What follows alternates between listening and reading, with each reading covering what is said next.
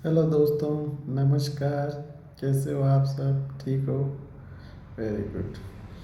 पहले तो आप सभी को मकर संक्रांति की बहुत बहुत हार्दिक शुभकामनाएं। और आज मैं काफ़ी दिनों के बाद आप लोगों से बात करने के लिए सामने आया हूँ। आज मैं बेटा बेटा 14 जनवरी को कुछ अपने आप से क्वेश्चन प्रश्न कर रहा था। वो इस प्रकार मैंने अपनी इस डायरी में लिखे हैं जो मेरे दिमाग में जहन में चल रहे थे। तो सोचा इन्हीं से के जवाब, इन क्वेश्चनों के जवाब आप लोगों से लूँ। तो मेरा पहला जो क्वेश्चन आया मेरे दिमाग में, वो ये क्वेश्चन आया कि मेरी पहचान मैं किससे मानता हूँ? मेरे नाम से, मेरे शरीर से।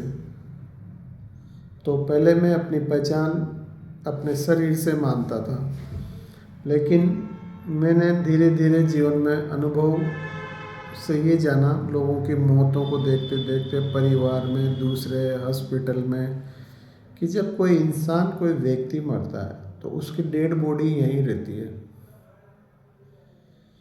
तो वो डेड बॉडी नहीं, उसको जानने वाला नहीं रहा, वो मरता है। डेड बॉडी को तो हम कितने दिन भी रख सकते हैं। तो उस दिन मेरे दिमाग में क्लियर हो गई भाई मेरा पहचान शरीर नहीं है, क्योंकि शरीर को जानने वाला गया है, शरीर तो यहाँ के यहीं है। तो उसी दिन से मैंने अपनी तलाश, भाई इस शरीर में जानने वाला कौन है, उसके पीछे अपनी खोज, अपने विचार, अपनी धारणाएं, अपनी भावनाएं सब लगाई। तो फिर मेरे दिमाग में दूसरा क्वेश्चन आया, अगर एक व्यक्ति जिंदा और मुर्दा, तो उन दोनों में बेसिक अंतर क्या है? आप बताओ क्या अंतर है? बस केवल एक प्राण, एक सांस का अंतर है। तो उसी दिन मेरी पहचान मेरे शरीर से हटकर मैंने अपनी पहचान मेरे प्राण को बना लिया। उसी में मुझे क्या फ़ायदा हुआ? शरीर का तो एक रूप है, एक आकार है, आप इसे देख सकते हो, इसे टच कर सकते हो, इसे कर सकते हो, पर प्राण का कोई रूप और आकार नहीं है। शरीर का तो आप मान सकते हो जन्म हुआ है। प्राण का न तो जन्म होता है न मौत होती है, प्राण तो आता है और जाता है। तो मृत्यु के समय प्राण आता जाता रुकना हो गया बस। जिसका जन्म ही नहीं हुआ तो उसकी मौत कैसे होगी? तो मेरी पहचान मैंने पहले शरीर से हटा के अपने प्राण पे रखी। ठीक है। तो उसके बाद फिर मैंने सोचा यार प्राण भी मेरी पहचान नहीं हो सकती, क्योंकि प्राण पर तो मैं डिपेंड नहीं कर सकता। प्राण से मैं सोच नहीं सकता, समझ नहीं सकता, ये नहीं कर सकता। मेरी पहचान फिर, प्राण तो हमेशा 24 हमारे साथ रहते हैं। ऐसे करते करते खूब दिनों तक मैंने प्राणायाम किया प्राण के साथ साथ। तो फिर मैं तीसरी पहचान पर पहुंचा, चेतना पर। तो हमारी जो ओरिजिनल पहचान होती है वो होती है चेतना। तो चेतना, कॉन्शियसनेस, जानना, होना, यही हमारी मेन पहचान है। और हमने हमारी गलत पहचान बना रखी है, ये शरीर का तो अपना एक 5 तत्वों से बनता है, बड़ा होता है, इसके 3 गुण हैं। अपनी प्रकृति के हिसाब से बढ़ते बढ़ते बच्चा, बड़ा, यंग, जवान, बूढ़ा होते होते शरीर वापस ढल जाता है। प्राण, आपकी जो शरीर से पहचान बना रखी है उसकी तो मौत होगी।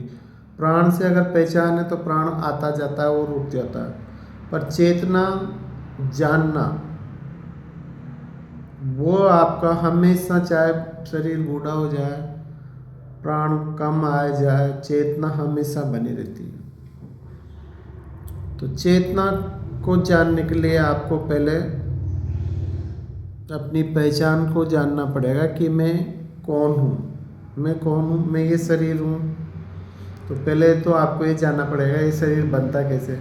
मैं ये प्राण हूँ। तो फिर आपको जानना पड़ेगा ये प्राण कैसे कहाँ से आ रहा जा रहा है, फिर ये आवाज़, ये सोचना, ये सब कहाँ से आता जाता है।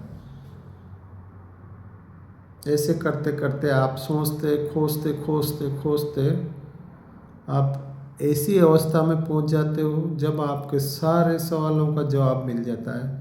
भाई ना तो मैं ये बॉडी हूँ, बॉडी का तो अभी क्लियर हो गया।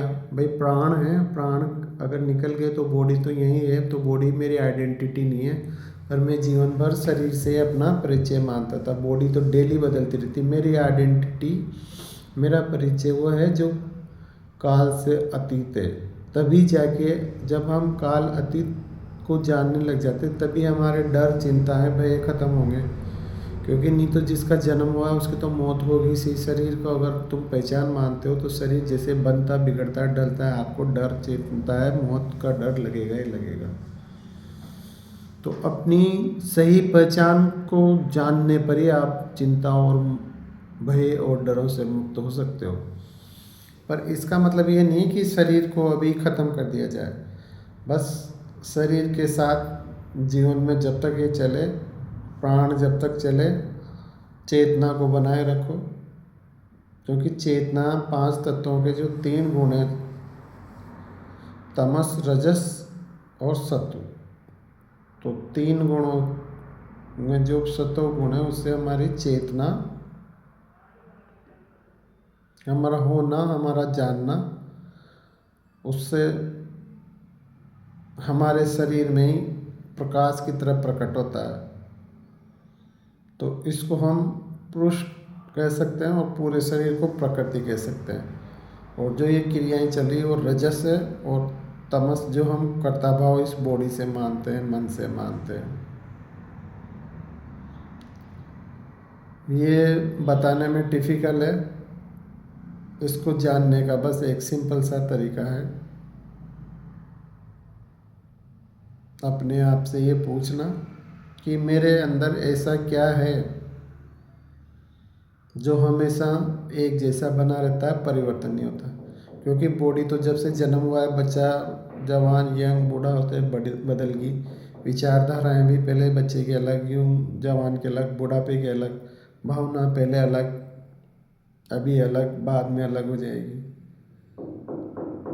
इसलिए इस जीवन में ऐसा क्या है जो अपरिवर्तनशील है, वो है हमारी चेतना, जानना, जो कभी नहीं बदलती।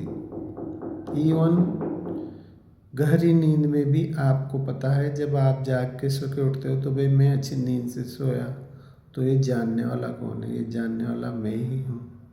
हम सबका मैं है, मैं हूँ, एक ही है, बस हम दिखने में अलग अलग हैं शारीरिक रूप में। अगर हम अपनी पहचान शरीर से मानते हैं तो हमें अंतर लगेगा। अगर हम अपनी पहचान प्राण से, चेतना से मानते हैं तो हम में कोई भी अंतर नहीं है। तो हम इतना कुछ जानने के बाद फिर अब इस संसार में समझने लायक क्या बचा है? बाहर का तो आप सब देख ही रहे हो, संवेदना है, 5 इंद्रियों में मन से हो जाती है। अंदर का भी अब क्लियर हो गया। अंदर प्राण, प्राण के बाद मन, मन के बाद चेतना, चेतना में ये प्रकट होते हैं और चेतना में ये विलीन हो जाते हैं। तो इस प्रकार इस पूरी गुत्थी को हम सुलझा सकते हैं कि हमारा ओरिजिनल आइडेंटिटी, ओरिजिनल परिचय ये बॉडी नहीं है। फर्स्ट आइडेंटिटी बॉडी है, सेकंड आइडेंटिटी प्राण है, थर्ड आइडेंटिटी चेतना है। और जो चेतना को भी जानता है वो है आत्मा। वो साक्षी भाव से देखती रहती है, उसको न तो चेतना टच करती है, न प्राण, न शरीर। धन्यवाद।